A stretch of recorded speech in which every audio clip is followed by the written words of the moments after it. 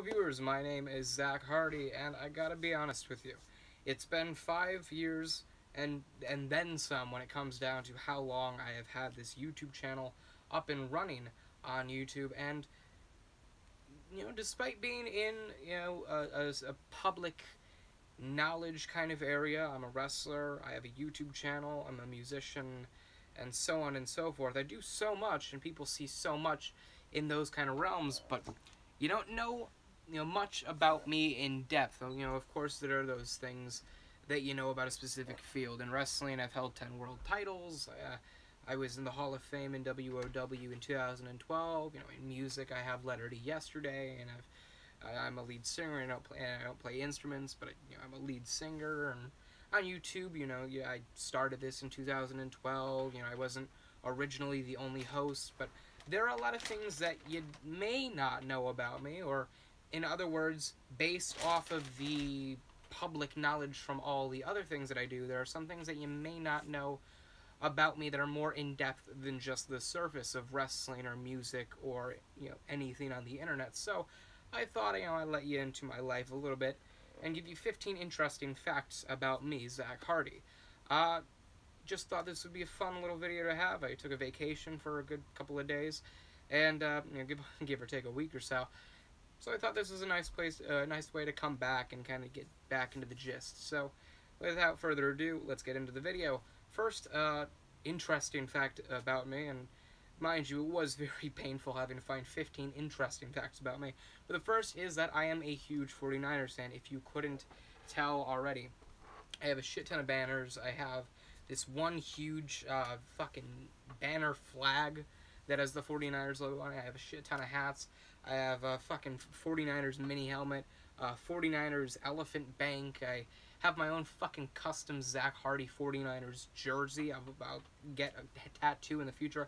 I have a fucking 49ers bottle opener and nail clipper combination. I mean, I don't think you can get any more in-depth into a specific thing unless you have a keychain with a bottle opener and a nail clipper all in one with your specific team's logo on it. So, whilst I also am a fan of the MLS team DC United, when it comes down to sports, my big love is football, and the 49ers are my team through and through.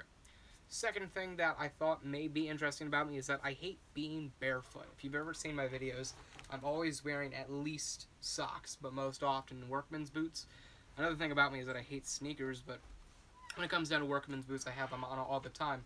I tend to go throughout the entirety of the day just wearing shoes, and when I pop them off to go to bed or whatever, I'll pop off the shoes, I'll pop off the wretched socks, and then immediately go down, take a shower, get cleaned off, so on and so forth, put on a new pair of jeans as I always do, a new pair of t-shirts or muscle shirts as I always do, and sweaters as I always do, since I have a litany of all of the above.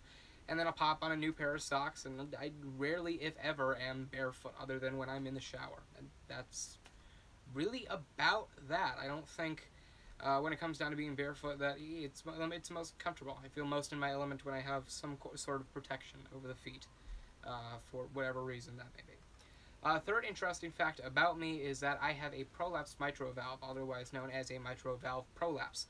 It is a condition in which the upper and lower chambers of my heart, one of which is blocked. One of the four is blocked or has a blockage in it, and it keeps, I guess, the blood flow from going directly in or out of the heart. I'm not really completely sure.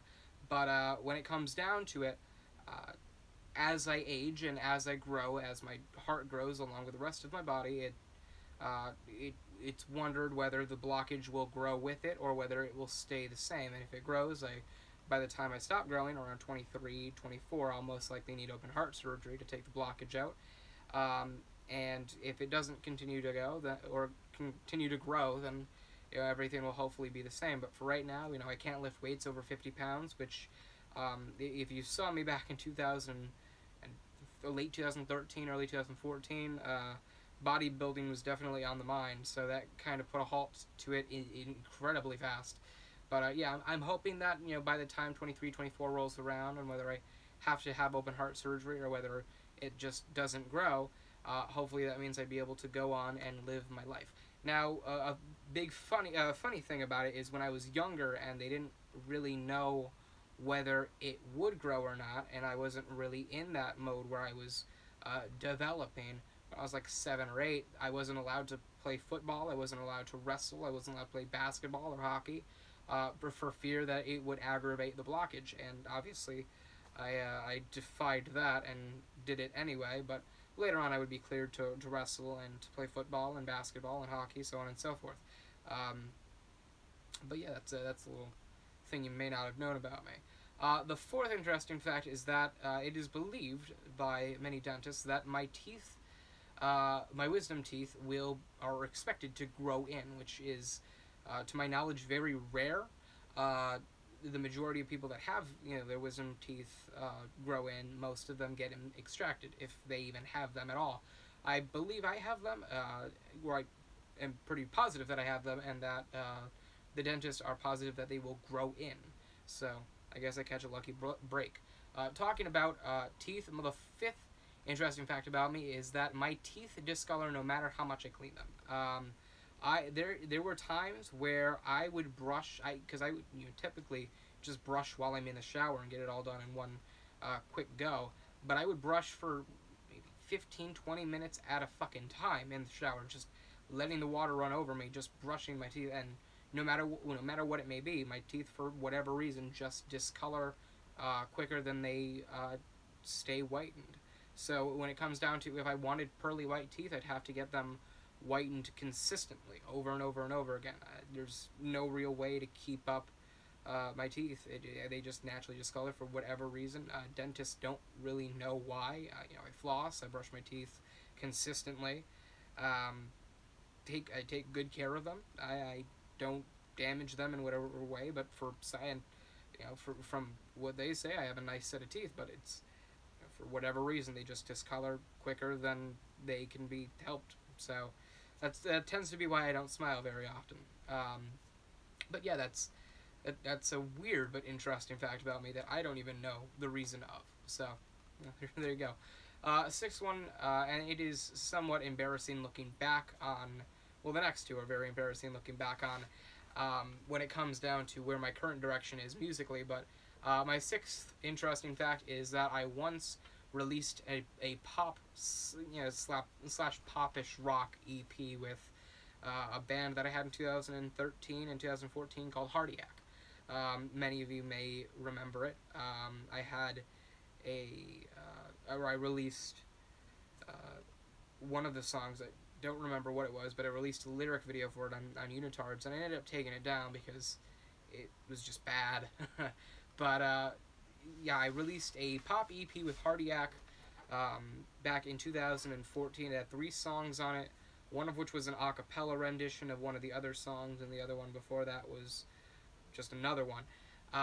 And then I just stopped playing with Hardiac because I wanted to focus on wrestling tenfold, and I had really no reason to go forward when it came down to music at the time.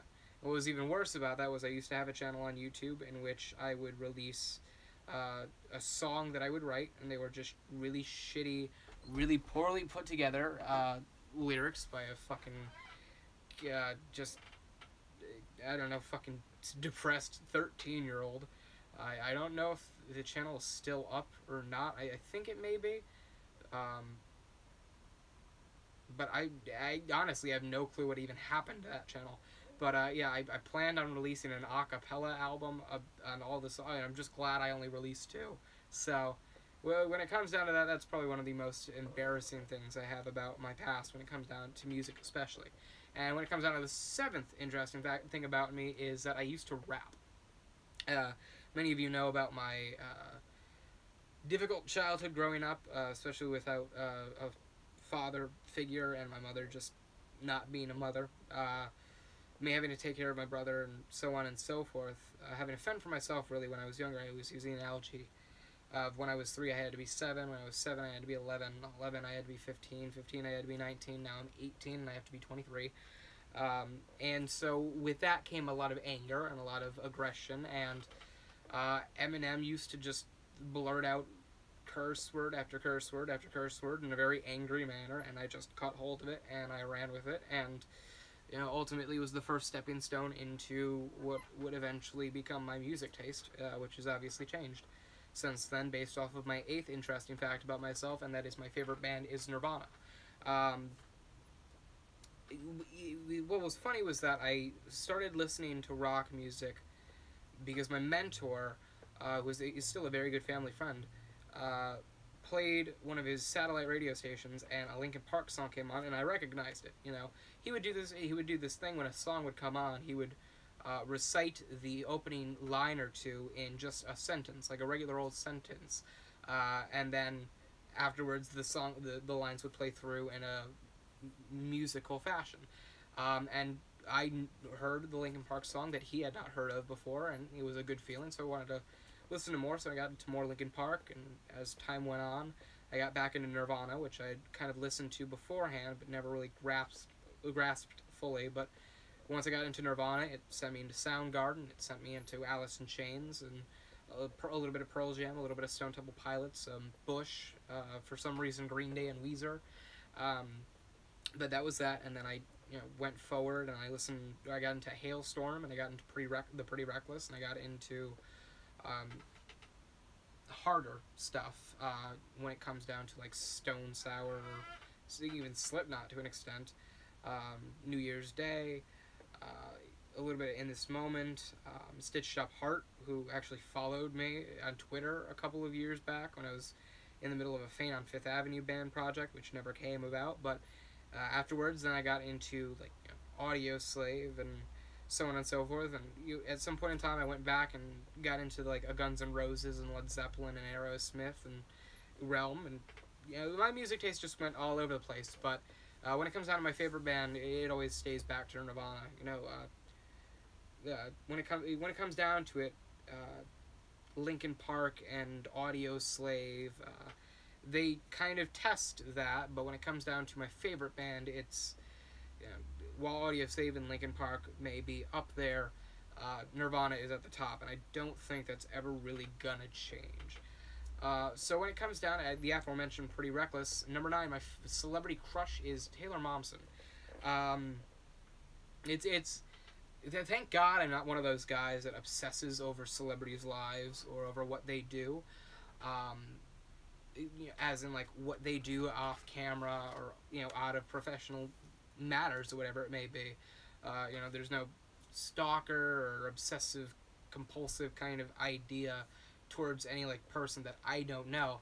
But when it comes down to musicians, there are very few that I kind of latch on to, based off of intrigue. And when I listen to Hailstorm, which I listened to because 10-second Songs did a cover of I Miss the Misery, and I listened to that for like the 15,000th time in a row, there was this little box in the recommended section, and it was this dark and brooding background with this beautiful blonde girl in this tight, glossy leather, and it was the Pretty Reckless Going to Hell. And, based off of all the other bands that I had seen prior to that, you didn't really see, a young individual, especially in modern rock music, at a forefront, especially not a very young and very, pretty, young and famous beforehand girl. So when it came down to her, it was like, okay, this is different from what I tend to see. Like Lizzie Hale, I knew she grew up in a rock kind of mindset, and when it came down, that was what she went down. So that answered the path of Hailstorm. But I was intrigued by how this came about, and when I ended up going further, and I listened to Make Me Want to Die, and I noticed that it was made in like 2012, 2013 or something like that. And when I looked back on her Wikipedia page, I kind of did the math, and she was like 17 or 18. And I'm like, okay, well, she was a young girl in today's era playing this sort of music, which is something you'd have to make an effort to get into. So I was more intrigued, so I did some searching into like interviews and to see, because it was like really interesting to see other young minds that were so intrigued by the genre that they were getting involved themselves. And so, then I learned that she was on Gossip Girl, and so I'm thinking, okay, I've heard of that show. she was apparently a prominent figure, so she did that before she did the Pretty Reckless. So now I'm even more intrigued because she went from this famous TV show that was always out there and she was in the public eye to the Pretty Reckless and outside of the public eye, outside of the mainstream. She did that willingly. And it was such a mind-boggling thing that you were just invested in learning more. And as I learned more, I just realized that she was just this cool chick that wanted to rock and was really good at it and put her heart into music and developed with her music, which was fantastic. And not to mention she seems like a down to earth chick that's really talented and very passionate about what she does, and that's awesome. She happens to look fucking great while doing it, and for that reason, I guess when it comes down to attractiveness, you have that there, but at the same time, it's like I kind of get it, and that was something that I didn't get the opportunity to do with a lot of other talent, especially when it came down to female talent, because at the time other than Ash Costello and New Year's Day and Lizzie Hale and Hailstorm, there was just really Taylor Momsen and the Pretty Reckless that I could get behind, because it was like, okay, she's not even that much older than me. I have the same kind of mindset now that she had then, so that's where the intrigue came in. But yeah, it's one of those cool things. It's like, I would love to have the opportunity to just like sit down for a cup of coffee in like some hole in the wall diner at like the side of a mountain or something, like those fucking, what was that movie, Twilight or something like that, those stupid like not comedies, teen romance things or whatever, where it's like this little small diner that they just walk into and they have a conversation and then somebody leaves, and it's like, it's the whole storyline. But that'd be cool, like just to talk to, like, get to know her. That's just intriguing. So it's like, I would absolutely jump at the opportunity to like talk to her over a cup of coffee in like some deadbeat diner. And if that ever happened, I'd have to apologize to the diner owners. But yeah, there's that. So that's pretty cool. And then the 10th most interesting fact about me, and it actually may be something that you might not know, and that is my real name, or legal name, is not Zack Hardy.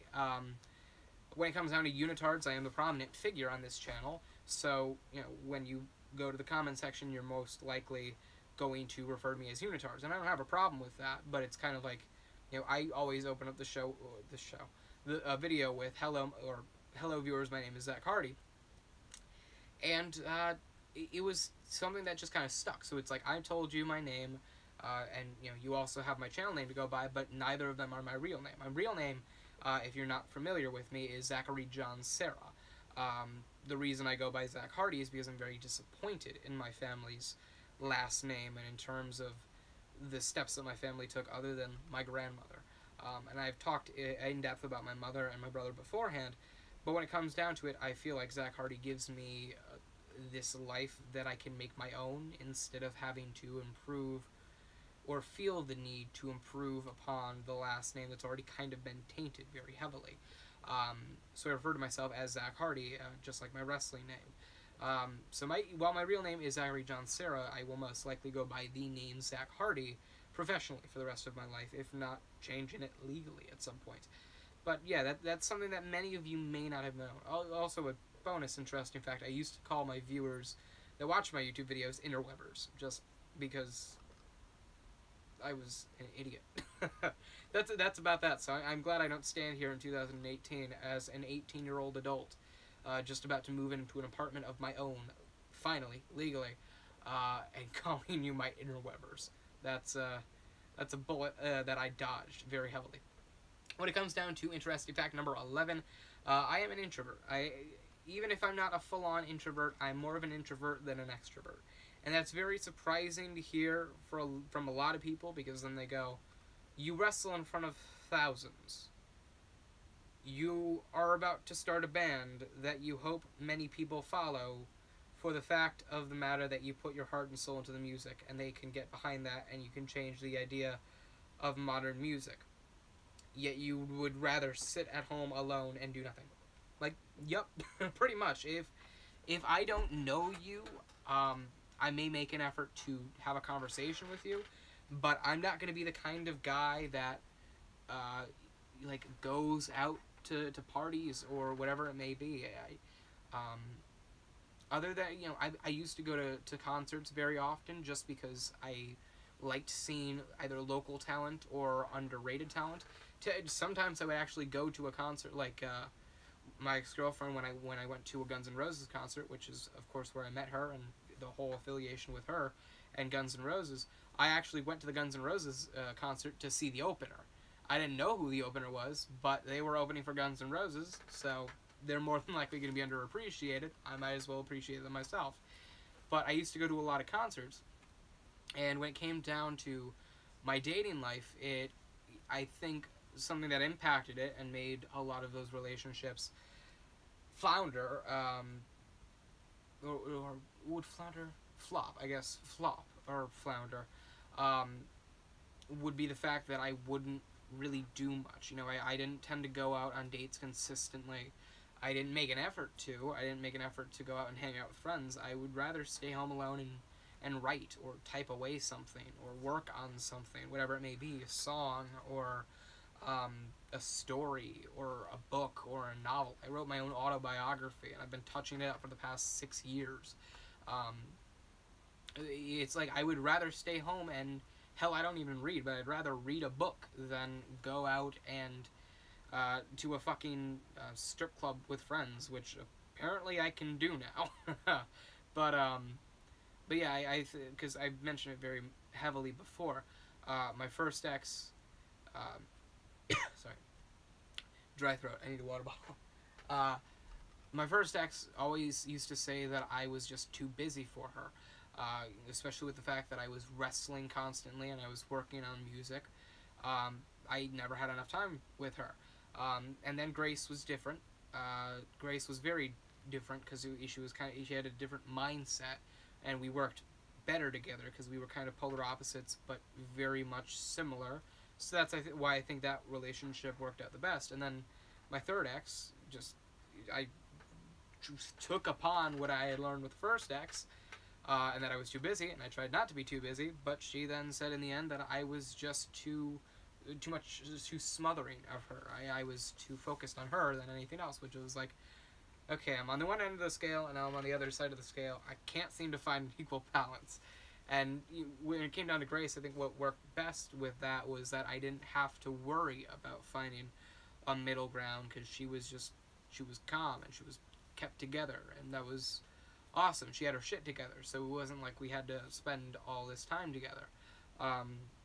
So I find it funny that the best relationships that I've had were the ones where I didn't have to work at all or care to find a middle ground, because it just came naturally instead of artificially. And I'm a big believer in naturality making everything better than something like artificiality. So that was something that I think introversion kept a lot, and I think the reason why I've been burned by a lot of friends is because I don't tend to be that friend type that a lot of people have in mind.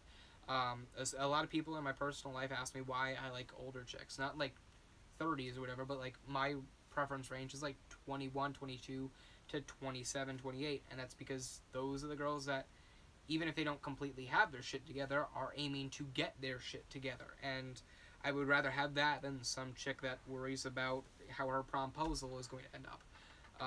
And a big reason for why, when it came down to high school, I wasn't always invited to stuff was that I didn't want to go. I didn't even go to my junior year prom. I most likely won't go to my senior year prom unless I have to perform for it. I don't go to dances. I don't go to whatever it may be. I think the last school-wide thing that I went to was a football game. I think it was the Pink Out game. Or no, it was the season opening Holy Cross Crusaders varsity football game against East Bumblefuck, wherever the fuck that was. And we lost or something like that. I'm pretty sure we lost. And I just stood next to a tree just watching the game because I was more enticed by the fucking game than the dipshits around me. And don't get me wrong, the kids in Holy Cross were alright to me. They didn't fuck around with me, most likely because I think they knew better, but, and that's not me being cocky or anything like that, but I think when it came down to the kids, it was like they didn't fuck with me. And I think it was more of a case of I was enjoyable to be around to an extent because I was very talkative and I was very open, whatever, in class. But like I always said, it was rare that you would ever see somebody from Holy Cross see me out and about unless they went to one of my shows or wrestling or music, or if they just for some reason saw me getting a burger or something like that. Um, but yeah, when it comes down like with the Holy Cross kids, like they knew me, I was cool with them and they were cool with me, but I was never one to like hang out with them. Um, and when it came down to a lot of friends that had ended up stabbing me in the back, not from Holy Cross, but from other realms of life, I think just not being that typical friend that went out and hung out was something that soured that. And I think like the only people that I've actually gone and hung out with, hell, I think Zack Hoyt may be the only one. I'm pretty sure Zack Hoyt's the only one that I actually consistently went and hanged out with. And I mean, it was because we've been friends for, when was fourth grade? Fourth grade's got to be a decade ago now. I think fourth grade, maybe at least close to a decade now. I mean, Zack Hoyt co-founded the channel with me. There was a whole thing where we would go once a summer. We would go and hang out, or we meet at a park down the street from my grandmother's. We'd walk to a Dunkin' Donuts because I didn't like driving anything. I just liked walking, and this is the reason for it. And we'd go to a Dunkin' Donuts. We'd order a coffee, and we'd just sit down and we'd catch up for about an hour and a half. And then we'd go about our day, walk to wherever it may be, and then go to Frankie's and get something to eat, and then head off wherever it may be for the rest of the day and just talk while walking. And it was a very adult-like kind of conversation. That's what I like, having an adult-like conversation, because that's where I feel like I fit in best. And so when it comes down to it, I don't, when I hang out with somebody consistently enough, and it's really like a once-in-a-year kind of thing, that's kind of telling of how I treat going about with friends. So yeah, it's like, especially when it comes down to the fact of I will be the guy that if you're talking to me as a kid, you'll see me as insightful, but probably too old to like ride the bike around the neighborhood with you. If you see me as someone around my age, I'm insightful. I am wisdomatic, more mature than I think they'd be used to somebody being their age. But overall, it's like it's a nice balance. And if you're an adult, and I've gotten this many times, just talking to me is a refreshing kind of feeling based off of how they would feel about most kids. Because if they were to talk to me, we actually have a conversation. It's not about some random bullshit. It's not about girls or whatever. Or fucking the weather, or what do teens get annoyed about or angry about from time to time, other than like girls or their parents cutting them off? I talk like an adult. I have an adult-like conversation, and so no matter what group of age you line up with, I tend to be somebody that will offer you a beneficial conversation that's worth your time. Which is weird, especially coming from an introvert. But all of that kind of ties into the fact that I am an introvert more than I am an extrovert at the very least, and that's really where it lies. And I think a lot of my life has had to be either adjusted or impacted by that case of the fact that I am an introvert. So I would think that would qualify as an interesting fact. 12th interesting fact is that I am an independent. At least in Connecticut, there is something called the Independent Party. It's a third party based of Democrats and Republicans. And I don't really express political views very often, unless the time requires it, because a lot of the times I get taken out of context purposely, and that's just a way I avoid things. Like if I know I'm going to say something that can be, cut through and then like the rest of the words would just be dropped off. It would just be me saying that. I would, sorry, I would then realize that, and I would continue in a very fast tone through the sentence. Like, for example, if I was saying the sentence,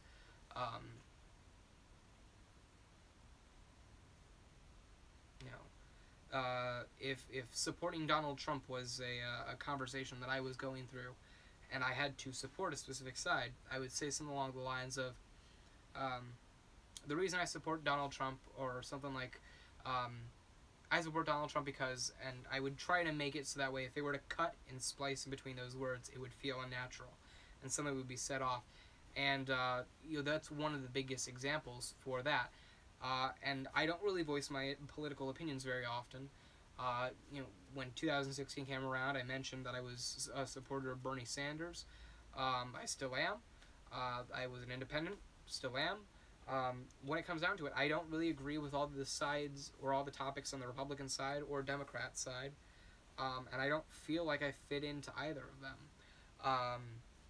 If you're a Democrat, if I were a Republican and you were a Democrat, I would, and you were a Democrat that I agreed with and that was in line and that I thought was qualified for the Oval Office or whatever position it may be, I would vote for you.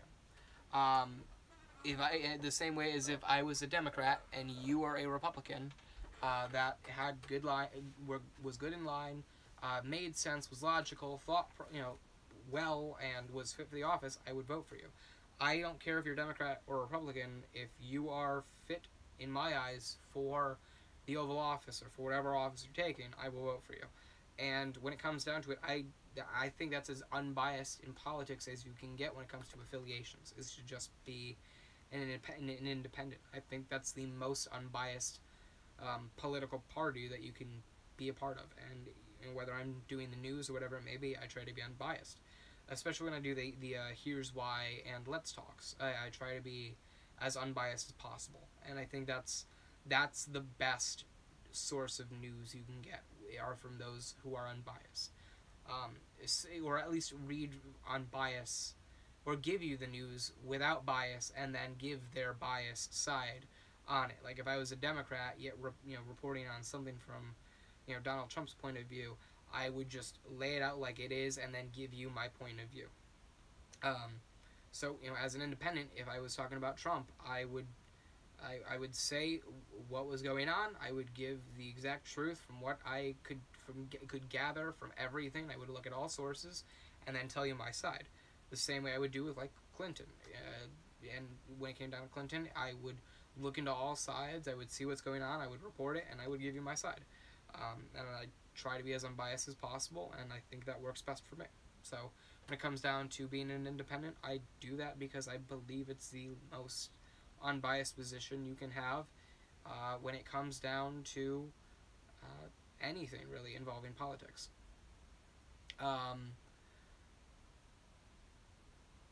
The 13th interesting fact about me is that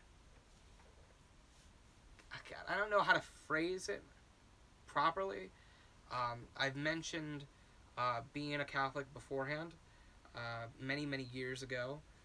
It wasn't until about a year and a half ago, 2 years ago, where I started falling to, or not falling, but evolving into the form of atheism. And it wasn't anything to do with rebellion. It wasn't anything to do with being defiant. It wasn't anything to do with I make my rules now, you can't rule over me. The big reason for why I became an atheist wasn't even because I believed that there was no God or anything like that. I am an atheist, not because I don't believe that there's no possibility that a God can exist, because I'm not going to say that a God does or does not exist, because I don't have that proof. I don't have assurance that I can stand here and tell you God exists or God doesn't exist. But because of that, I'm an atheist. And I always tend to say, and I think it's the best way of saying it, I'm an atheist not because I don't believe that there can't be a God, but because I don't want to devote my life to something that may or may not be real. So I don't want to have, well, at this rate, like 50-year lifespan and for all 50 of those years, you know, devote my life based off of the Bible, and then die and realize that there is no God. And, you know, at the same time, I don't want to, you know, go about my life thinking, oh yeah, like, they're like, oh, I don't think there's a God. You know, there's no way there can be a God. I'm gonna go to the ground and a tree's gonna be made out of my corpse. You know, and then I die and then see that there is a God. You know, I'm not one of those people that will say there is or there isn't. I just say I don't devote my life to something because there could be a chance where it is or it isn't. And I don't want to waste my life away believing in things that could very well just be fiction, you know? Just like the same way as if, you know, I don't think somebody that goes about boarding a ship and set sail overseas should plan their life based off of what happened in the Titanic. You know, I mean, it was obviously a non-fictional event, but, you know, like, I'm not going to believe that if I board a ship, it's going to sink and I'm going to meet the love of my life and fall to the bottom of the water because they ultimately let go and I tell them not to. I'm not going to believe in something and devote my entire existence to something that could very well not be real the same way it could very well be real. And that's just my side on things. If there is a God and I get to the pearly gates of the penitentiary and he states, well, you didn't believe in me, I'll go, well, I'm sorry. My apologies. I didn't want to believe in you when I didn't have proof, so, you know, do with me what you must. The same way as if I die and, you know, I just see black and I'm able to be conscious in that eternal blackness and I realize that there's no God, I go, okay, well, there was no God after all. So, that's just me. I refuse to go about my entire existence devoting it to something that could just waste away my existence. And that's just where I stand on that. And I hope that can be respected. Because, you know, even if you're a hard Catholic, you know, I don't sit here and say that your God is not real or anything like that. But when it comes down to it, you can't seriously sit down in front of me and tell me with goddamn assurance and 100% concrete proof that God is real. The same way that, I don't know, who's a hardcore atheist? The same way that so on and so forth, or what, Elon Musk, my bad. Elon Musk can't sit here and, I don't think he's an atheist, or I don't know if he's an atheist. The same way he can't sit here and tell you straight to your face that there isn't a God. Nobody fucking knows. You know, you can quote a miracle all you want. You can say, oh, well, you know, this happened in the Bible and it turned out to be true. Like, okay, there's a fucking coincidence. Have we ever found Jesus' cross? No. Have we ever found the fucking, Ten Commandments slab? I don't believe so. That's my knowledge. Did we ever fucking find the fucking burning bush that burned forever? No. Did somebody extinguish it? Maybe. Who knows? But it's like, have we ever seen the fucking Nile River turn red? You know, ever since then? No. Have we ever seen a fucking sea depart since then? No. You know, that could be, and I'm like one of those people. It's like, okay, you take this Bible as if it's like the fucking storybook of your life of which you have to live by. But at the same time, it's like this could have very well been written in the basement by a fucking nerd living at home with his mother in the 17th century. And you're just living off of what he says. It's like the ultimate trolling fan fiction. It's a possibility, yes, but it's also not a possibility. And until somebody looks at me and hands me 100% concrete evidence that God is real, I'm going to refuse to devote my life to something that could very well not be real. And hell, if God wants to peer out through the clouds and say, I'm real, just letting you know, I don't know how much time you got, I don't know when I chose, or when I choose this, but, you know, just know, if you want to start praying, you better start now. Like, okay, at that point in time, I'll believe in God, but I'm not going to believe in a supernatural or extraterrestrial or supernatural being without proof. And that's just my way of going about my life. and I hope you could respect that. And I've already spent too much time on that. 14th interesting fact about me. This has gone on for 40 minutes. Is that I hate the heat and I love the cold. I would rather go to vacation on Antarctica or the coldest part of Canada. I'm about to say Canada, or the coldest part of Russia, than Hawaii, than Brazil, than Florida or Texas or California. If I had to live in California or Florida, I would hate my life.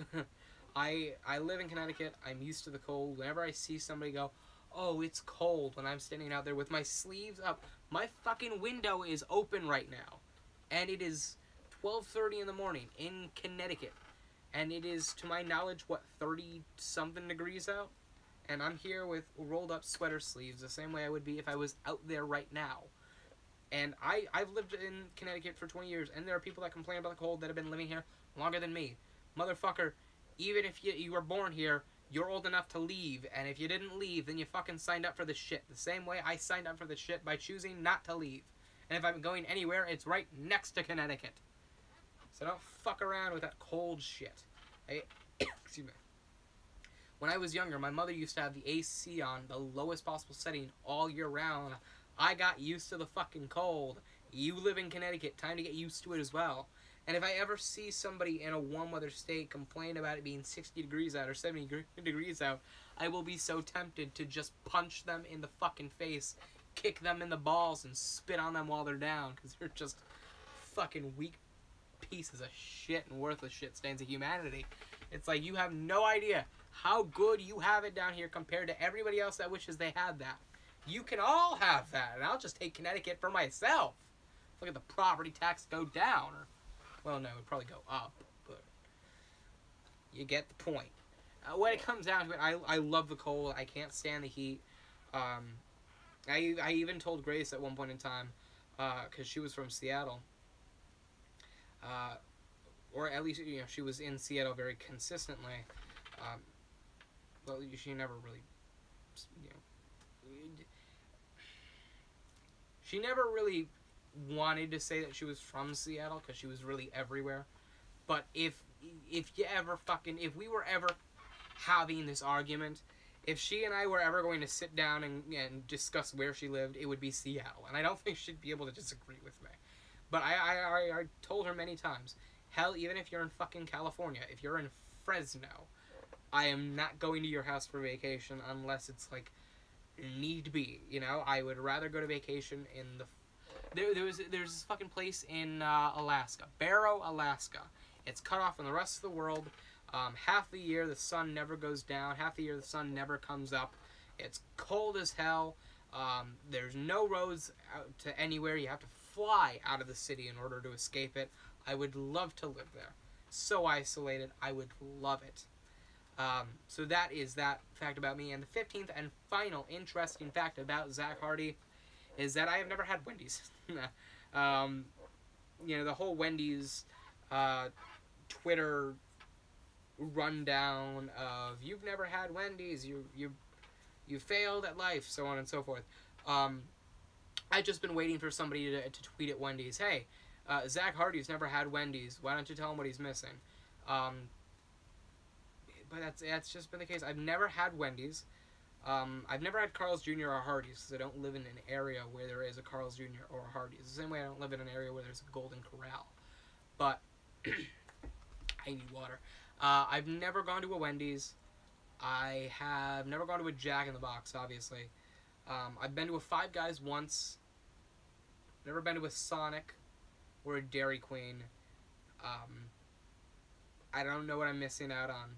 Probably not much, because it's fast food, but yeah, I've never had Wendy's, which is a surprising yet at the same time unsurprising thing.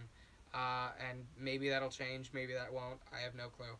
I also once went 3 years without eating McDonald's, so that's my pride and joy. That's my accomplishment. My proudest moment is when I halted McDonald's for 3 years. 900-something days. 1,000 days or something like that. Anyway, that is that. It took me 45 minutes to tell you interesting things about me. I'm a narcissist, and I love it. You're my drug, and I'm your junkie. So with that being said, thank you guys for watching. I hope you enjoyed, though. If you did, you may need to look into a lobotomy. And if you did, for whatever reason, you're still here after the lobotomy, remember to like, comment, and subscribe for more. I'm Zack Hardy. I'm signing off.